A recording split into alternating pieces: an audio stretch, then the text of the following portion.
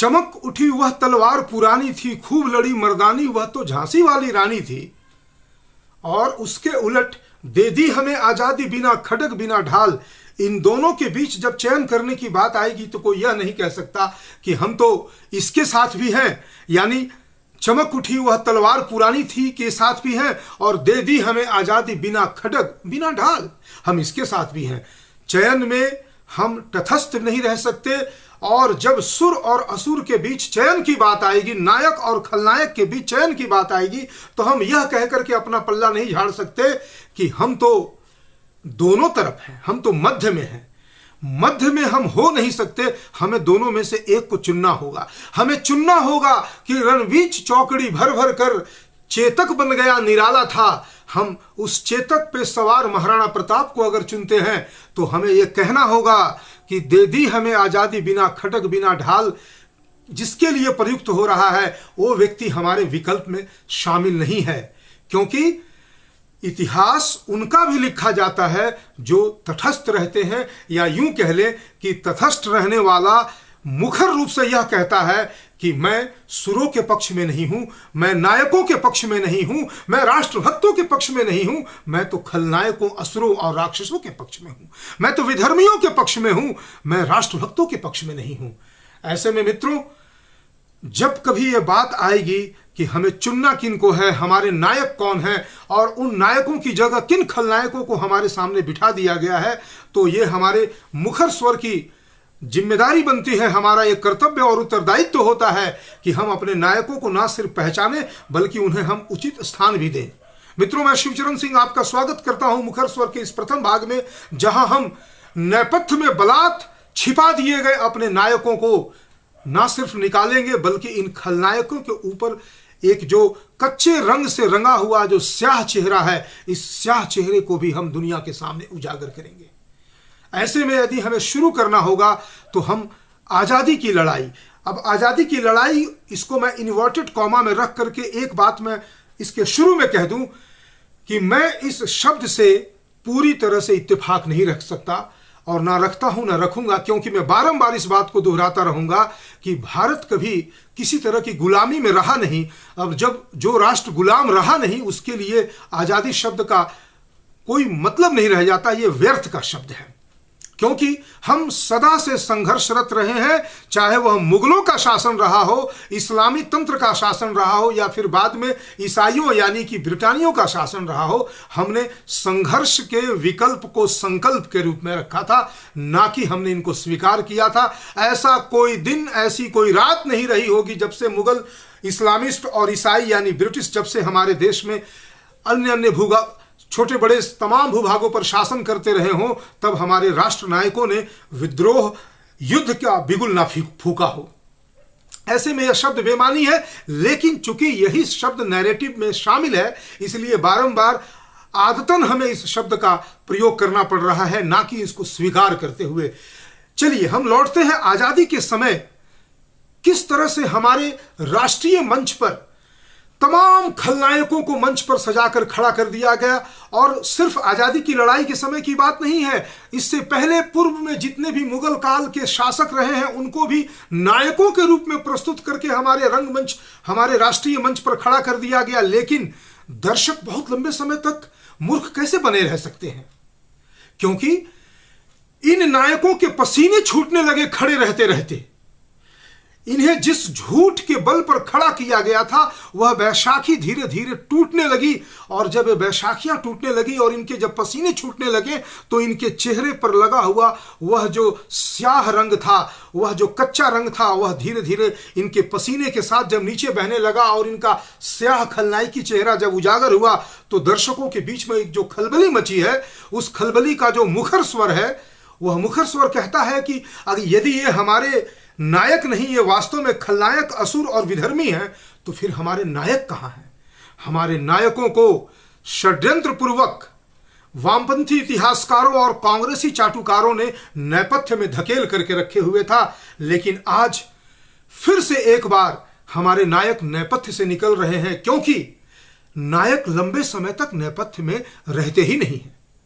तो मित्रों, आजादी की लड़ाई के दौरान जो सबसे बड़ा चेहरा जिसे नायक के रूप में, जो वास्तव में खलनायक था, जिसने एक कच्चे रंग से अपने मुख को रंग रखा था, वह चेहरा था गांधी का, जिसे बहुत बड़ा नायक के रूप में, और इतना बड़ा नायक क्यों कि उसके लिए गीत बन गए कि दे दी हमें आजादी बिना खड़ग बिना ढाल।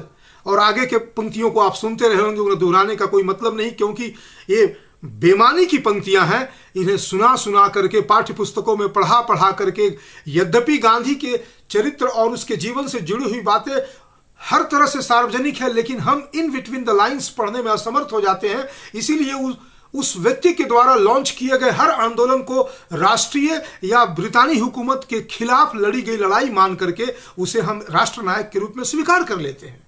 स्वीकार ही नहीं कर लेते हैं, उसे ना जाने कितने तरह से हम महिमा मंडित कर देते हैं। वह व्यक्ति जो प्रथम विश्व युद्ध में अंग्रेजों के पक्ष में जाकर के उनकी सेना को मदद करने के लिए तमाम अपने जीवन के कार्यकलापों को अर्पित कर देता है, जिसके लिए उसे कैसरे हिंद या तमाम ऐसे उपाधियां दी जाती है जो वह अपने आजीवन और अपने साथ एक तमगा के रूप में लटकाए रखता है, उसे वह कभी वापस नहीं करता है। उसे हम ब्रिटिश के विरुद्ध लड़ने वाला एक राष्ट्रनायक मान लेते हैं।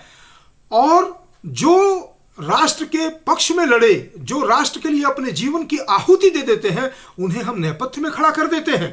इस विडंबना को आज ना सिर्फ समझना होगा, बल्कि इसे उजागर करके एक नए कथा विमर्श को खड़ा करना होगा। और उसी खड़ा करने के इस प्रयास में मैं इस मुखर स्वर के प्रथम भाग में आपके साथ अपनी कुछ बातों को साझा कर रहा हूं। मित्रों, बात आती है गांधी की। गांधी भारत आया और आने के बाद उसने जो सबसे पहला आंदोलन चलाया, जिसे राष्ट्रीय स्तर का आंदोलन कहा जाता रहा है, वह आंदोलन मूलतः भारत भूमि से उसका कोई संबंध ही नहीं था। और तो और इतिहास में उस आंदोलन को असहयोग आंदोलन के नाम से प्रतिष्ठा दिलवाई गई। वामपंथी इतिहासकारों के द्वारा लिखित पुस्तकों में, कांग्रेसी चाटुकारों के द्वारा लिखित पुस्तकों में वह आंदोलन जो से असहयोग आंदोलन कहते हैं, वह वास्तव में खिलाफत आंदोलन था। खिलाफत आंदोलन को भी इस रूप में हमारे बाल मानस के मन में इतिहास की पुस्तकों के माध्यम से प्रविष्ट कराया गया, मानो यह खिलाफत आंदोलन अंग्रेजों के खिलाफ आंदोलन था। वास्तविकता आज उजागर हो रही है कि वास्तव में खिलाफत जो है वो खलीफत आंदोलन था। टर्की में खलीफा को अपदस्थ कर देने के बाद जो अरब के तमाम जो छोटे बड़े देश थे वो मुक्त होने के बाद अपने अपने शासन में तल्लीन हो गए। वहीं पर अगर किसी एक जगह पर मुसलमानों के पेट में सबसे ज्यादा मरोड़ और दर्द हो रहा था तो वो थे भारत के रहने वाले मुसलमान। उन्हें लगा कि हमारे खलीफा को अपदस्थ कर दिया गया, इसके लिए हम आंदोलन चलाएंगे। उसी आंदोलन का नतीजा था खिलाफत कमेटी, जिसे अली ब्रदर्स चला रहे थे, और गांधी को उसमें रोपिन कर लिया गया कि गांधी उस आंदोलन के मुख्य पुरोधा बनकर के एक राष्ट्रीय स्तर पर उस आंदोलन को चलाए। और उस आंदोलन की परिणति तमाम हिंसक घटनाओं में सबसे खतरनाक और नृशंस हत्याकांड मोपला कांड से होती है, जहां हजारों हिंदुओं को मौत के घाट उतार दिया गया, महिलाओं के साथ बलात्कार किया गया, ऐसे ऐसे जघन्य अपराध किए गए जिसकी चर्चा कर देने मात्र से रोंगटे खड़े हो जाते हैं।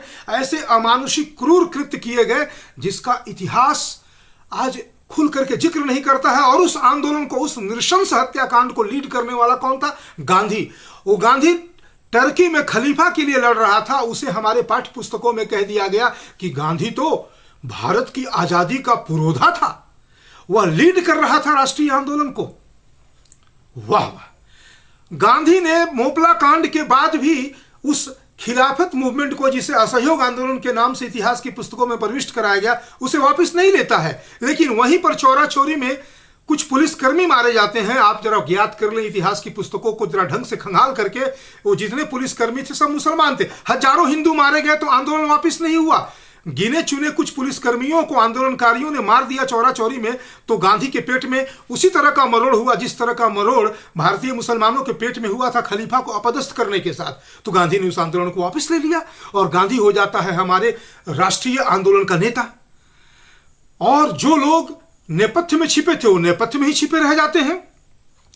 गांधी आगे बढ़ता है तो गांधी का एकमात्र परिचय हमें इस रूप में ही मिलता रहता है कि गांधी सिर्फ और सिर्फ ब्रिटिश का एजेंट मात्र था, क्योंकि कांग्रेस जिसकी स्थापना 1885 में एलन ऑक्टेवियन ह्यूम ने की थी, उसका उद्देश्य ही था कि भारत में ब्रिटिश सरकार के खिलाफ उठने वाली आवाजों को एक तरह से चैनलाइज करके उसे एक तरह का एक पंप आउट करके उसे समुद्र में निकाल दिया जा सके, जिससे कि ब्रिटानी सरकार आराम से हुकूमत करती रहे, यहाँ के लोगों को लगे कि अगर कुछ गड़बड़ कर रही है तो उसे देखने वाला कांग्रेस है। इस नाते गांधी ने बीच बीच में जितने भी आंदोलन किए, जिसको लेकर के गांधी को बहुत अधिक प्रतिष्ठा मिली, वो डांडी यात्रा हो, नमक आंदोलन हो, ये हो वो हो, जेल जाना हो, जेल से आना हो, वो तमाम उपक्रम एक तरह से कह ले कि वो stage managed, engineered, doctored, manufactured किस्म की वारदातें थी। और इसमें गांधी बहुत ही कुशलता से सफल होता है, क्योंकि इतिहास की पुस्तकों को लिखने वाले वामपंथी लोग और कांग्रेस के चाटुकारों ने उन्हें एक सिलसिले से राष्ट्रीय आंदोलन का हिस्सा बता दिया। लेकिन राष्ट्रीय मंच पर तुम कब तक कच्चे रंग से रंगे मुखौटों को लेकर के खड़े रहोगे गांधी? 1900 इसमें कुछ लोग ये प्रश्न उठा देते हैं कि 1942 में होने वाला वो डू और डाई भारत छोड़ो आंदोलन किस चीज का नतीजा था ना, आपने सुभाष चंद्र बोस को कांग्रेस में प्रेसिडेंट बन जाने के बाद भी कांग्रेस में काम नहीं करने दिया। सुभाष चंद्र बोस ने कहा कि मैं ऐसे खतरनाक संगठन को दूर से ही लात मार करके भगा देता हूं, और वो स्वयं हट जाते हैं कांग्रेस से।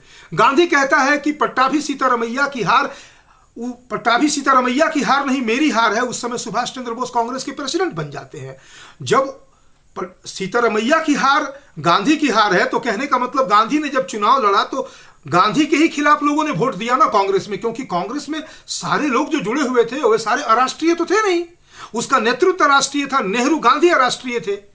बाकी लोग, यहां तक कि जो नेतृत्व करने वालों में सरदार पटेल, राजेंद्र बाबू, ये लोग थे, ये तो बड़े जबरदस्त तरीके से ना सिर्फ राष्ट्रवादी थे, बल्कि इनकी सोच इतनी प्रखर थी कि इन्हें भी नेपथ्य में लाके ढकेल दिया गया। तो गांधी और नेहरू अपने इस षड्यंत्र में इसलिए कामयाब होते चले गए क्योंकि इनके साथ ब्रितानी हुकूमत थी। तो आप कहेंगे कि अंग्रेजों भारत छोड़ो ऐसा नारा क्यों दिया? क्योंकि सुभाष बोस ने कहा कि ठीक है, तुमने मुझे कांग्रेस में काम नहीं करने दिया, इन अंग्रेजों के खिलाफ लड़ाई जो मैंने कांग्रेस के मंच से छेड़नी थी वो मैं छेड़ नहीं पा रहा हूं, तो ठीक है, मैं एक नया संगठन खड़ा कर देता हूं। आजाद हिंद फौज, इंडियन नेशनल आर्मी के रूप में आया, और उस तरह से सुभाष बोस ने अंग्रेजों के खाट खड़े कर दिए, उनके दांत खट्टे कर दिए। उन्हें रातों दिन जो है सुभाष बोस एक ब्रह्म राक्षस की तरह दिखने लगे, जो अब निकला तब निकला, इस रूप में इनके सामने आकर इनके सपने तक में डरा जाता था। तब इन्होंने फिर से एक बार गांधी को गुप्त रीति से इसलिए खड़ा किया कि चलो 42 की आंदोलन लड़ो। गांधी को आना पड़ा। गांधी ने कुछ सोच समझकर डू और डाई का कोई आह्वान नहीं किया था, क्योंकि अंग्रेज जानते थे कि हमारा भारत में रहने का दिन जो है अब बहुत थोड़ा रह गया है, हमारे दिन गिने हुए हैं। तो इन गिने दिनों में हम यह श्रेय सुभाष बोस को क्यों दें? हम इस श्रेय को अपने पिट्ठू British agent, British stooge Gandhi को क्यों ना दे दें? तो फिर शुरू हो जाता है गांधी, और फिर तमाम जो अंग्रेजों के द्वारा जो एक निगोशिएशंस का क्रम चलने लगता है, उस क्रम में गांधी को प्रमुखता से जगह देने की एक मुहिम चल जाती है। उस मुहिम में ब्रिटिश और कांग्रेस सफल होते दिखते हैं, लेकिन अंग्रेजों का जाना द्वितीय विश्व युद्ध में उनकी जो कह सकते हैं उनकी जो बर्बादी हो चुकी थी, जीत तो कहने को उनकी थी, लेकिन बर्बादी इतनी जबरदस्त थी कि वे अपना देश, अपने घर को नहीं संभाल पा रहे थे। वो इतने बड़े राष्ट्र को, शासन तंत्र को कैसे संभाल पाते? इस नाते उनको तो जाना ही था, लेकिन जाते जाते वे एक घाव देना चाहते थे। उस घाव में उन्होंने देखा कि जब भारत के टुकड़े करने की बात आ रही है, पाकिस्तान की मांग उठ रही है, और उस मांग के विरुद्ध में जब सावरकर खड़े हो जाते हैं, तो फिर से एक बार गांधी को उस मंच पर ला करके ब्रितानी हुकूमत विभाजन के प्लान को सफल बनाती है। ये तमाम घटनाएं इस रूप में घटती है। यहां पर गांधी एक राष्ट्रीय नेता का मुखौटा पहन करके वास्तव में राष्ट्र की हानि करता चला जाता है, और वह भी ब्रितानी हुकूमत के कहने पर। और सुभाष बोस नेपथ्य में चले जाते हैं, गुमनामी की जिंदगी में चले जाते हैं। 1945 में उनके साथ क्या होता है या कोई नहीं जान पाता। वे उसके बाद जीवित बचते हैं, नहीं बचते हैं, इसके ऊपर तमाम आयोग और कमीशन बनाने के बावजूद जो भी तथ्य आए, उन तथ्यों को इस कांग्रेसी सरकार ने इतने गुप्त रीति से इतना नीचे दबा दिया कि अब जब आने भी लगे हैं, तो हम कहते हैं ना कि जब समय रहते कोई बात सामने आती है तो उसका महत्व होता है। आज यदि हम इस बात को जान भी लें कि सुभाष बोस 45 के बाद जीवित रहते हुए अन्यान जगहों पर गुमनाम की जिंदगी जीते रहे, तो हम कर भी क्या सकते हैं, क्योंकि सावरकर भी जब अंडमान से यहाँ आए थे तो वे लंबे समय तक तो आंदोलन में रहे नहीं, लेकिन पीछे से उन्होंने राष्ट्रीय आंदोलन को मुखर स्वर दिया, विभाजन के खिलाफ सबसे अधिक मुखर स्वर दिया, लेकिन उन्हें भी उसके बाद पूरी तरह से गुमनाम कर दिया गया। और गुमनाम ही नहीं, उन्हें तो खलनायक तक बना दिया गया कि तुमने ब्रितानी हुकूमत से मर्सी पिटीशन फाइल करके जेल के कष्ट को सहने में असमर्थ होते हुए तुम फिर से एक सामान्य जिंदगी जीने के लिए आ गए। लेकिन कोई यह नहीं जान पाया कि सावरकर एक रणनीति के तहत आए थे। वे जानते थे कि जेल में घुट घुट करके तिल तिल करके मर जाने से तो बेहतर है कि हम किसी न किसी रूप में इस राष्ट्रीय महायज्ञ में अपना योगदान दें। ऐसे चालाक लोगों ने उस वीर सावरकर को खलनायक का मुखौटा पहना दिया और जो वास्तव में खलनायक था उसे नायक का मुखौटा पहना दिया।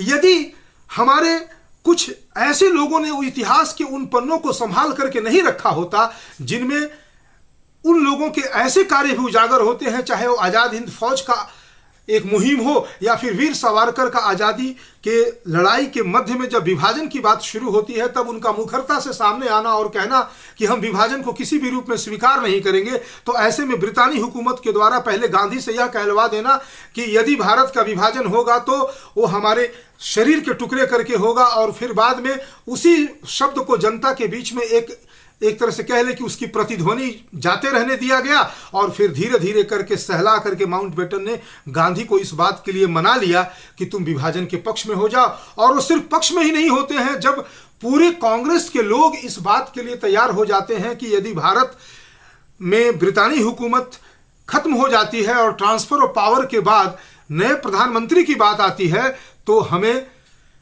सरदार पटेल को ही इस रूप में देखना है। वैसे में गांधी को फिर से एक बार अंग्रेज या यूं कह लें कि गांधी अपने नेहरू प्रेम में कांग्रेस के मंच पर आकर के फिर से एक बार वह सरदार पटेल को तमाम 13 जो कांग्रेस कमेटियां थी उस समय 15 में से 13 कमेटियों ने सरदार पटेल को प्रधानमंत्री के रूप में देखना मंजूर किया था और 3 लोगों ने नेहरू को छोड़कर अन्य लोगों के पक्ष में वोट दिया था, लेकिन किसी ने भी नेहरू के पक्ष में वोट नहीं दिया था। वैसे में गांधी ने वो उस लोकतांत्रिक आवाज को पूरी तरह से दबा करके और नेहरू को प्रधानमंत्री बनाने का मार्ग प्रशस्त कर दिया था। ऐसे लोगों को हम नेता का मुखौटा पहना देते हैं। सरदार पटेल यदि आजादी के बाद वे स्वयं खड़े होकर के कुछ ऐसे कार्य नहीं करते तो उन्हें भी गुमनामी की जिंदगी जीने के लिए विवश करके उन्हें नेपथ्य में ठेल दिया गया होता, लेकिन फिर भी उन्हें सेकंड फिडल प्ले करने के लिए विवश तो कर ही दिया गया था। नेहरू अपने ऊपर आकर के और सरदार पटेल को सेकंड फिडल प्ले करने के लिए बाध्य कर दिया था। इस तरह से हमारे राष्ट्र के जो तमाम नेता राष्ट्रीय नायक थे उन राष्ट्र नायकों को नेपथ्य में धकेल दिया गया। ये तो भला हो उन कवि और उन लेखकों का जिन्होंने ऐसे साहित्यों की रचना की जिन साहित्यों के बल पर आज हमारे सामने वैसे चेहरे आते हैं। जब 1857 की लड़ाई हो रही थी तब खूब लड़ी मर्दानी वह तो झांसी वाली रानी थी, ऐसा लिखने वाली सुभद्रा कुमारी चौहान के कलम से निकली इस तरह की क्रांतिकारी चिंगारी को अगर हमारे बच्चे नहीं पढ़ते तो वे जान भी नहीं पाते कि रानी लक्ष्मीबाई कौन थी। यदि श्याम नारायण पांडे ऐसा नहीं लिखते कि रणबीच चौकड़ी भर भर कर चेतक बन गया निराला था, राणा प्रताप के घोड़े का पड़ गया हवा से पाला था, राणा की पुतली फिरी नहीं कि तब तक चेतक उड़ जाता था। इन पंक्तियों को लिखने वाले श्याम नारायण पांडे यदि इस तरह के क्रांतिकारी चिंगारी को हमारे पूरे आने वाली पीढ़ियों को नहीं सुना पाते तो क्या कोई जान पाता कि जिस चेतक की इतनी प्रशंसा है उस चेतक पर सवार होने वाले महाराणा प्रताप की कितनी प्रशंसा हो सकती है।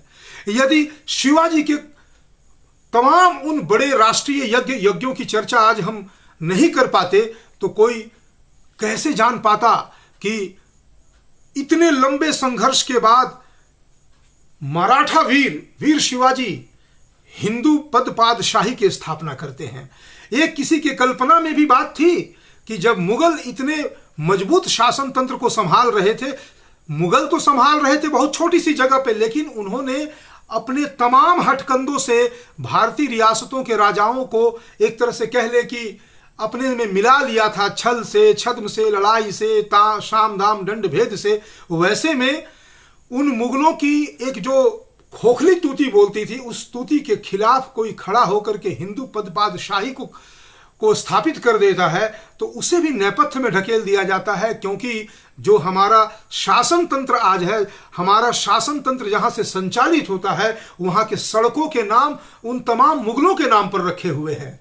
कहीं पर शाहजहां रोड है तो कहीं पे औरंगजेब रोड है, कहीं बाबर रोड है, कहीं अकबर रोड है, कहीं हुमायूं रोड है, कहीं बहादुर शाह जफर मार्ग है, तो कहीं पर तुगलक रोड है, कहीं लोधी रोड है, कहीं तुगलक गार्डन है। ये तमाम ऐसे खतरनाक खतरनाक जो इस देश में यहाँ के लोगों को हर तरह से प्रताड़ित और यहाँ के लोगों पर अत्याचार करते रहे, उनके नाम पर सड़कें रख दी हमने। वहां पर महाराणा प्रताप, शिवाजी और हमारे तमाम राष्ट्र नायकों को जगह तक नहीं मिली। अगर जगह मिली तो कहीं पे गांधी रोड रख देते हो तुम, कहीं पे नेहरू का नाम लगा देते हो, लेकिन राष्ट्र नायक को नेपथ्य में ढकेल दिए। ये नेपथ्य में धकेले जाने वाले लोग नहीं हैं। उसी प्रकार से मोहम्मद गजनी को इन लोगों ने कहा कि वो तो भारत में सिर्फ लूटने आया था, उसका जिहाद से कोई लेना देना नहीं था, जबकि तमाम प्रमाण उसके द्वारा किए हुए कृत्यों के उसी के द्वारा लाया गया। अलबरूनी लिखता है कि वो तो जिहाद करने आया था। और सिर्फ इस बात को प्रचारित किया जाता है कि जब वह सोमनाथ के मंदिर पर हमला करता है तो वहां से सारे सैनिक भाग खड़े होते हैं। कोई इन्हें बताएगा कि वहां पर उस मंदिर की रक्षा में खड़े 5000 राजपूत सैनिक 3 से 4 दिन तक गजनी की सेना से लड़ते रहे और अंत में उन्होंने अपने प्राणों की आहुति दे दी। और कुछ लोग, स्वाभाविक है कि जब अपनी हार सामने दिखती है या हम जान लेते हैं कि अब हम शत्रु से लड़ नहीं पाते तो फिर रणनीति के तहत पीछे हटना पड़ता है। लेकिन इसका यह मतलब नहीं था कि सोमनाथ लूट लेने के बाद गजनी को यहां पर आसानी से रास्ता मिला। इतिहास को खंगाल कर देखना होगा कि वह गजनी जो सोमनाथ लूट करके लौटता है उसे यहां पर नाको चने चबा दिया गया था यहां के राजाओं के द्वारा। कोई सुहेल देव को कैसे भूल सकता है जो उसी गजनी के भतीजे को यहां बहराइच में जमीदोज कर देते हैं। कोई कैसे भूल सकता है उन तमाम राजाओं को जो गजनी के रास्ते में ऐसे रोड़े बन जाते हैं कि गजनी सही सलामत वापस पहुंच नहीं पाता है कभी अपने देश, रास्ते में ही मारा जाता है वो। इन तमाम चीजों को छुपा करके और इतिहास का एक ऐसा चेहरा हमारे सामने लाया जाता है जो ना सिर्फ ग्रेट हो जाता है बल्कि उसको उसके उन कृत्यों के लिए महिमा मंडित किया जाता है जिन्हें सुन करके हमें लज्जित हो जाना चाहिए। अकबर द ग्रेट हो जाता है, बाबर यहां का शासक बन जाता है, हुमायूं यहां का राजा बन जाता है, शाहजहां ताजमहल का निर्माता बन जाता है, औरंगजेब एक ट्रू इस्लामिस्ट बन जाता है, ट्रू मुहम्मदिस्ट बन जाता है। अगर बन जाता है तो ट्रू इस्लामिस्ट होने का मतलब भी तो हमें पता होना चाहिए कि ट्रू मुस्लिम होने का मतलब ही होता है कि वह मानवता का शत्रु है।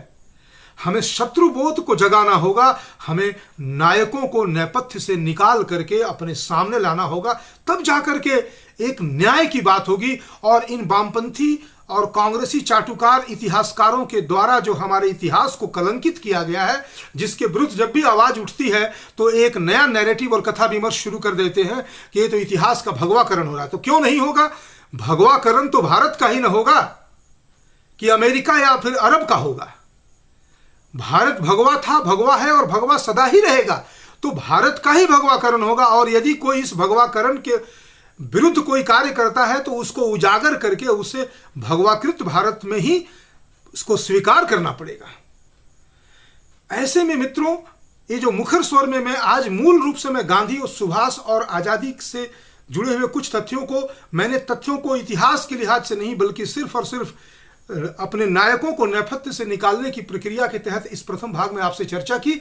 इस मुखर स्वर के अन्य भागों में हम ऐसे ही नायकों की चर्चा करेंगे जिसमें इतिहास के तथ्य भी सम्मिलित होंगे और साथ साथ हम अपने नायकों को नेपथ्य से निकाल करके उनके साथ जो अन्याय हुआ है, जो वास्तव में उनके साथ नहीं बल्कि हमारे साथ हुआ है, हमारे साथ जो हुआ है अन्याय, उसका हम प्रतिकार इस रूप में ही ले सकेंगे आज कि हम सही नायकों की पहचान करेंगे, जिससे इन खलनायकों के पक्ष में खड़े हुए आज के समाज के भीतर के जो खलनायक हैं उनकी भी पहचान होगी।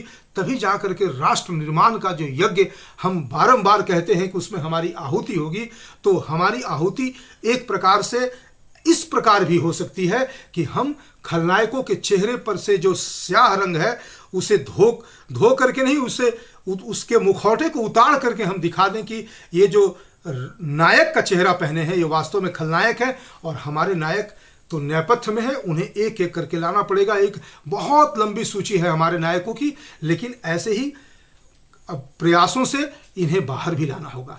इस भाग में इतना ही मित्रों, धन्यवाद।